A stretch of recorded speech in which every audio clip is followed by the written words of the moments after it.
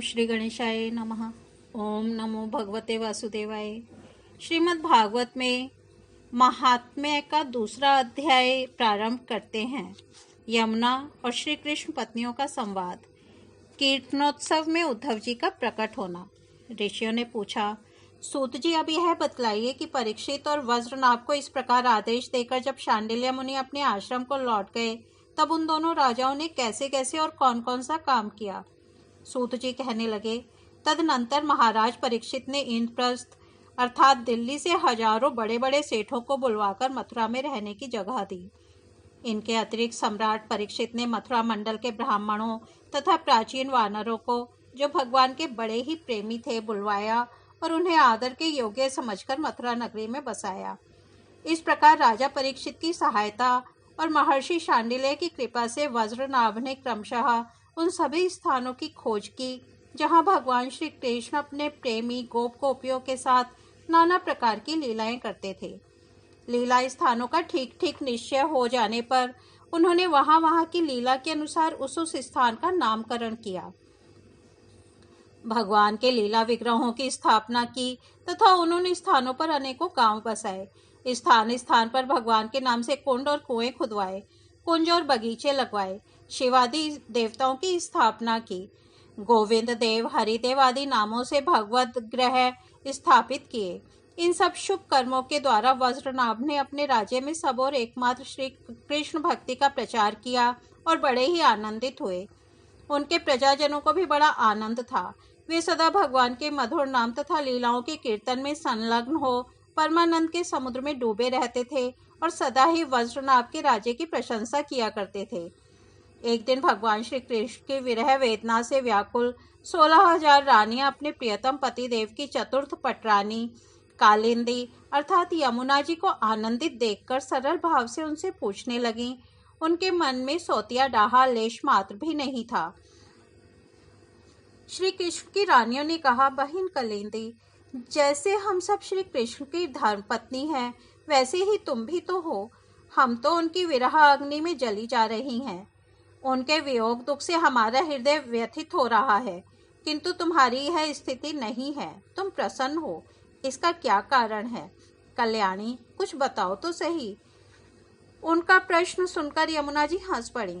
साथ ही यह सोचकर कि मेरे प्रियतम की पत्नी होने के कारण ये भी मेरी ही बहिनें हैं, पिघल गईं। उनका हृदय दया से द्रवित हो उठा। अतः वे इस प्रकार कहने लगी। यमुना जी ने कहा, अपनी आत्मा में ही रमण करने के कारण भगवान श्री कृष्ण आत्मा राम हैं और उनकी आत्मा है श्री राधा जी। मैं दासी की भांति राधा जी की सेवा करती रहती हूँ। उनकी सेवा का ही यह प्रभाव है कि विरह हमारा स्पर्श नहीं कर सकता। भगवान श्री कृष्ण की जितनी भी रानियां हैं सबकी सब श्री राधा जी के ही अंश का विस्तार है। भगवान श्री कृष्ण और राधा सदा एक दूसरे के सम्मुख हैं। उनका परस्पर नित्य संयोग है। इसलिए राधा के स्वरूप में अंशतः विद्यमान जो श्री कृष्ण की अन्य रानियां हैं उनको भी भगवान का ही नित्य संयोग प्राप्त है। श्री कृष्ण ही राधा है और राधा ही श्री कृष्ण है। उन दोनों का प्रेम ही वंशी है तथा राधा की प्यारी सखी चंद्रावली भी श्री कृष्ण चरणों के नख रूपी चंद्रमाओं की सेवा में आसक्त रहने के कारण ही चंद्रावली नाम से कही जाती है। श्री राधा और श्री कृष्ण की सेवा में उसकी बड़ी लालसा, बड़ी लगन है, इसलिए वह कोई दूसरा स्वरूप धारण नहीं करती। मैंने यही श्री राधा में ही रुक्मणी आदि का समावेश देखा है। तुम लोगों का भी सर्वांश में श्री कृष्ण के साथ वियोग नहीं हुआ है, किंतु तुम इस रहस्य को इस रूप में जानती नहीं हो, इसलिए इतनी व्याकुल हो रही हो। इसी प्रकार पहले भी जब अक्रूर श्री कृष्ण को नंदगांव से मथुरा में ले आए थे, उस अवसर पर जो गोपियों को श्री कृष्ण से विरह की प्रतीति हुई थी वह भी वास्तविक विरह नहीं, केवल विरह का आभास था। इस बात को जब तक वे नहीं जानती थी तब तक उन्हें बड़ा कष्ट था। फिर जब उद्धव जी ने आकर उनका समाधान किया तब वे इस बात को समझ सकी। यदि तुम्हें भी उद्धव जी का सत्संग प्राप्त हो जाए तो तुम सब भी अपने प्रियतम श्री कृष्ण के साथ नित्य विहार का सुख प्राप्त कर लोगी। सूत जी कहते हैं, ऋषिगण जब उन्होंने इस प्रकार समझाया तब श्री कृष्ण की पत्नियां सदा प्रसन्न रहने वाली यमुना जी से पुनः बोलीं, उस समय उनके हृदय में इस बात की बड़ी लालसा थी कि किसी उपाय से उद्धव जी का दर्शन हो, जिससे हमें अपने प्रियतम के नित्य संयोग का सौभाग्य प्राप्त हो सके। श्री कृष्ण पत्नियों ने कहा, सखी, तुम्हारा ही जीवन धन्य है, क्योंकि तुम्हें कभी भी अपने प्राणनाथ के वियोग का दुख नहीं भोगना पड़ता। जिन श्री राधा जी की कृपा से तुम्हारे अभीष्ट अर्थ की सिद्धि हुई है, उनकी अब हम लोग भी दासी हुई। किंतु तुम अभी कह चुकी हो कि उद्धव जी के मिलने पर ही हमारे सभी मनोरथ पूर्ण होंगे। इसलिए कालिंदी, अब ऐसा कोई उपाय बताओ जिससे उद्धव जी भी शीघ्र ही मिल जाएं। सूत जी कहते हैं, श्री कृष्ण की रानियों ने जब यमुना जी से इस प्रकार कहा, तब वे भगवान श्री कृष्णचंद्र की 16 कलाओं का चिंतन करती हुई उनसे कहने लगी। जब भगवान श्री कृष्ण अपने परम धाम को पधारने लगे, तब उन्होंने अपने मंत्री उद्धव से कहा, उद्धव, साधना करने की भूमि है बद्रिकाश्रम, अतः अपनी साधना पूर्ण करने के लिए तुम वहीं जाओ। भगवान की इस आज्ञा के अनुसार उद्धव जी इस समय अपने साक्षात स्वरूप से बद्रिकाश्रम में विराजमान हैं और वहां जाने वाले जिज्ञासु लोगों को भगवान के बताए हुए ज्ञान का उपदेश करते रहते हैं। साधन की फल रूपा भूमि है व्रज भूमि।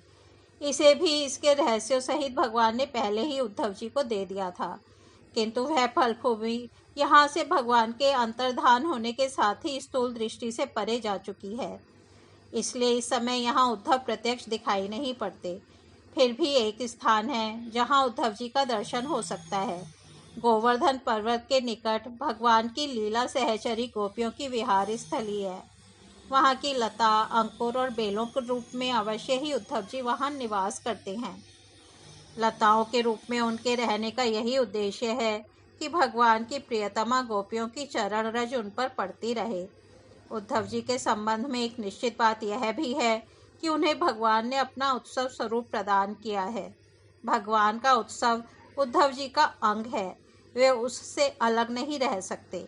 इसलिए अब तुम लोग वज्रनाभ को साथ लेकर वहां जाओ और कुसुम सरोवर के पास ठहरो।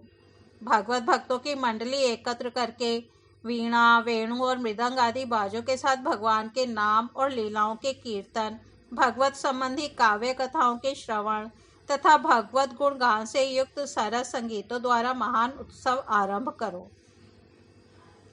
इस प्रकार जब उस महान उत्सव का विस्तार होगा, तब निश्चय है कि वहां उद्धव जी का दर्शन मिलेगा। वे ही भली भांति तुम सब लोगों के मनोरथ पूर्ण करेंगे। सूत जी कहते हैं, यमुना जी की बताई हुई बातें सुनकर श्री कृष्ण की रानियां बहुत प्रसन्न हुई। उन्होंने यमुना जी को प्रणाम किया और वहां से लौटकर वज्रनाभ तथा परीक्षित से वे सारी बातें कह सुनाई। सब बातें सुनकर परीक्षित को बड़ी प्रसन्नता हुई और उन्होंने वज्रनाभ तथा श्री कृष्ण पत्नियों को उसी समय साथ ले उस स्थान पर पहुंचकर तत्काल वह सब कार्य आरंभ करवा दिया जो कि यमुना जी ने बताया था। गोवर्धन के निकट वृंदावन के भीतर कुसुम सरोवर पर जो सखियों की विहार स्थली है, वहां ही श्री कृष्ण कीर्तन का उत्सव आरंभ हुआ। वृक्ष भानु नंदिनी श्री राधा जी तथा उनके प्रियतम श्री कृष्ण की वह लीला भूमि जब साक्षात संकीर्तन की शोभा से संपन्न हो गई, उस समय वहां रहने वाले सभी भक्तजन एकाग्र हो गए। उनकी दृष्टि, उनके मन की वृत्ति कहीं अन्यत्र न जाती थी। तदनंतर सबके देखते देखते वहां फैले हुए तृण, गुल्म और लताओं के समूह से प्रकट होकर उद्धव जी सबके सामने आए। उनका शरीर श्याम वर्ण था, उस पर पीतांबर शोभा पा रहा था। वे गले में वनमाला और गुंजा की माला धारण किए हुए थे तथा मुख से बारंबार गोपी वल्लभ श्री कृष्ण की मधुर लीलाओं का गान कर रहे थे।